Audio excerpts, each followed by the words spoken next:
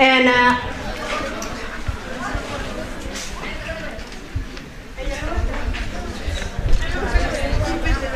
runtii aad baan ugu faraxsanahay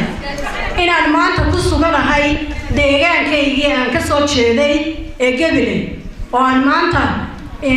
hortiina taaganahay madashan aadka u qurux badan ee ay isugu yimaadeen guud ahaan gobolka Gabiley dhinac kastaba ha ahaadaan anigu kala saari maaye cid kasta oo gobolka Gabiley ku abtirsata ay halkan fadhido oo aan maanta ka arkayo marka wajinadoodii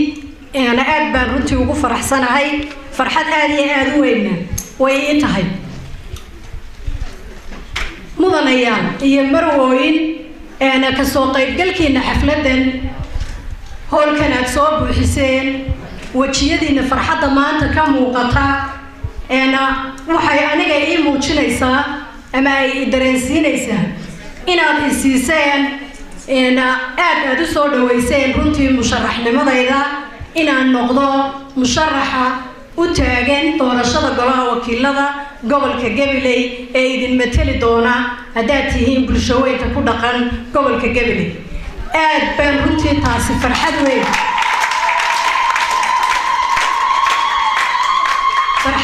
بنروتي وأمورتي وحيجوا أمورتي لرجالين وحيجوا أمورتي كلسوني بوحدة aad iyo aad baad ugu mahadsantihiin farxadda iyo soo dhaweynta aad muujiseen mar labaad iyo mar saddexaadba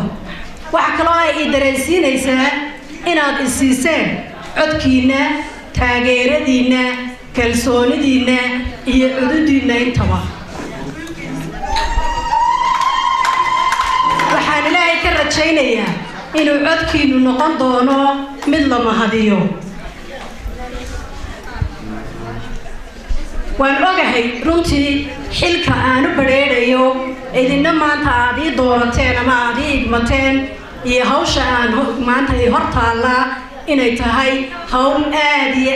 aad u culus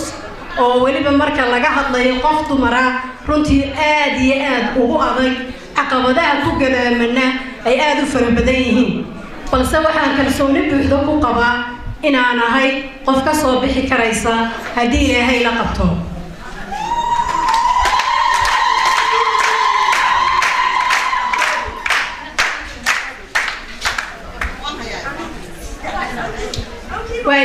waxaan jecelahay inaan idinla yara wadaago asbaabaha igu kalifay inaan isu soo taago doorashada golaha wakiilada ee fooda inagu haysa haddii Ilaahay inagu simo runtii waxyaabaha igu kalifay waxa ka mid ah marka laga yimaado xuquuqda dastuuriga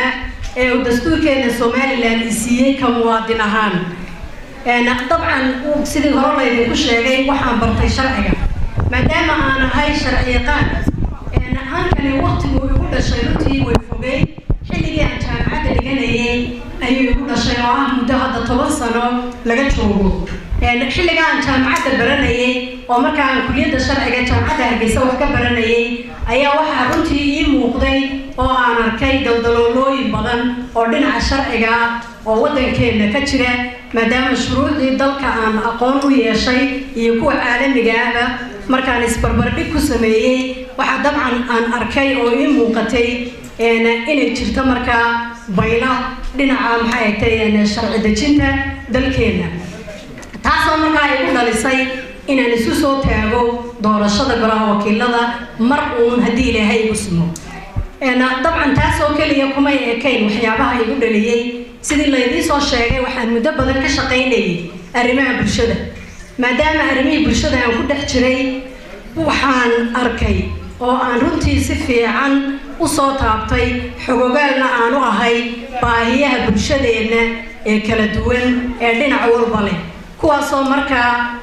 baahi weyn ay taalo ama loo qabo baahi weyn in golaha sharci dejinta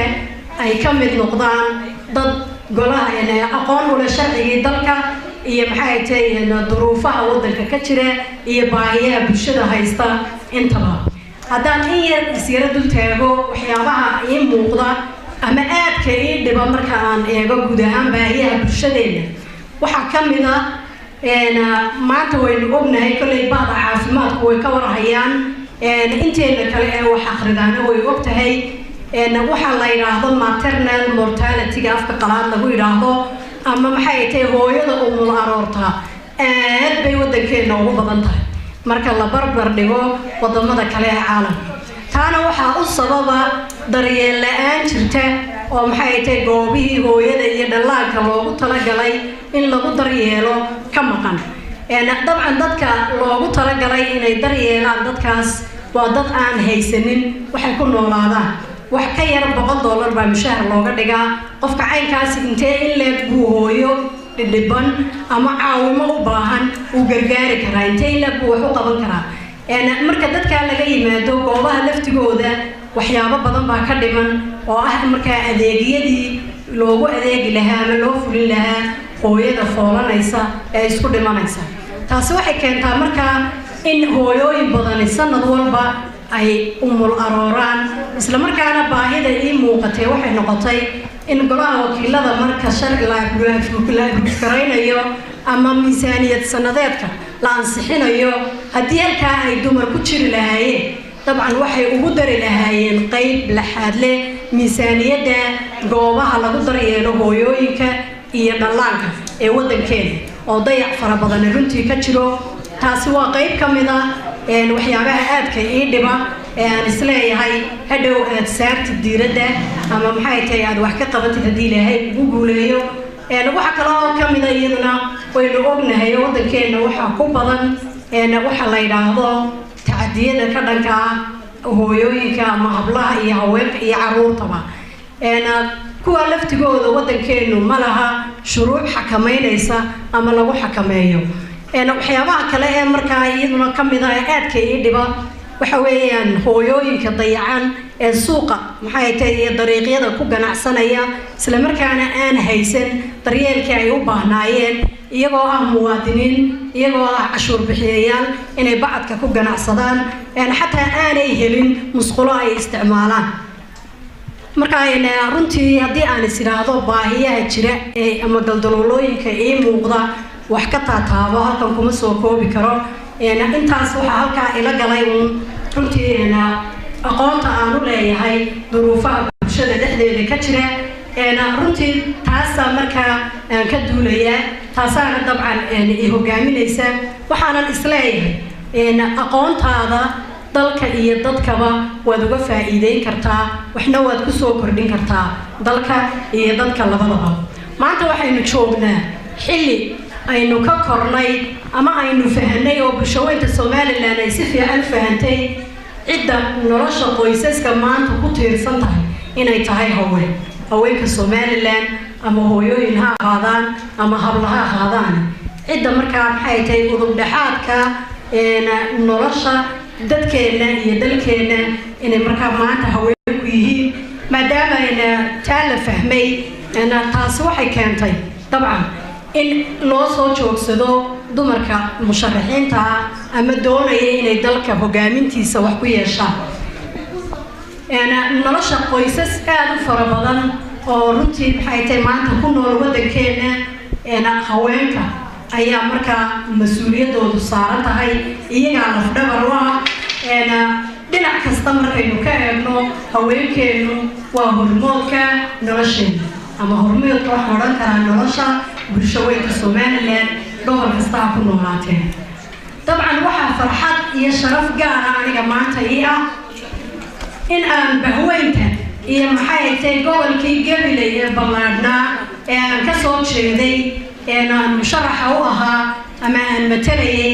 in maanta halkan ay ka ballan qaadeen dhammaantoodba rag iyo dumar iyo odayaal iyo waxgarad iyo cuqaal iyo culimaawidiin iyo maxay tahay haween dhinac walba iyo aqoonyahan inay maanta halkan ka ballan qaadeen in ay barbar taagan yihiin taageeradayda iyo maxay tahay talada iyo tusaalaha iyo ducada iyo mid walba inay ila barbar taagan yihiin farxad aad iyo aad u weyn iyo maxay tahay waxay ii tahay runtii sharaf aad u weyn aad iyo aad baan dhammaantiin idinku hambalyeynaya taageerada aad ii soo muujiseen dhammaantiinba waxaanan idin leeyahay waad mahadsantihiin mar labaad iyo mar saddexaadba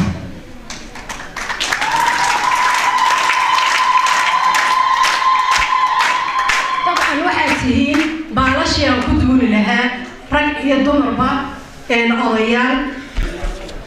iyo xuqaan iyo maxay tahay dhinac walba waxaad tihiin baalashii aan ku duuli lahaa maadaama aad tihiin baalashii aan ku duulayay cidda aan mar walba taageero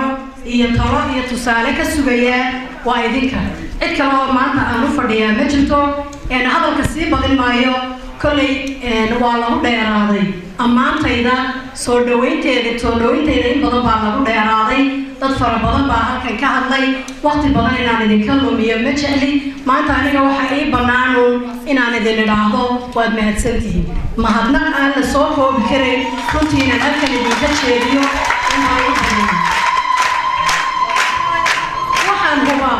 inaad hiil iyo hooba ila garab taagan tihiin waa hubaataasi maaha mid uu shaki igaga jiro waxaan hubaa inaad ii huri doontaan taageeradiinna codkiinna cududiinna kalsoonidiinna xooggiinna iyo xoolihiinna intaba waanad ku mahadsantihiin waxaan idin leeyahay ilaahay ha idinku asturo taageerada aad isiiseen aaminada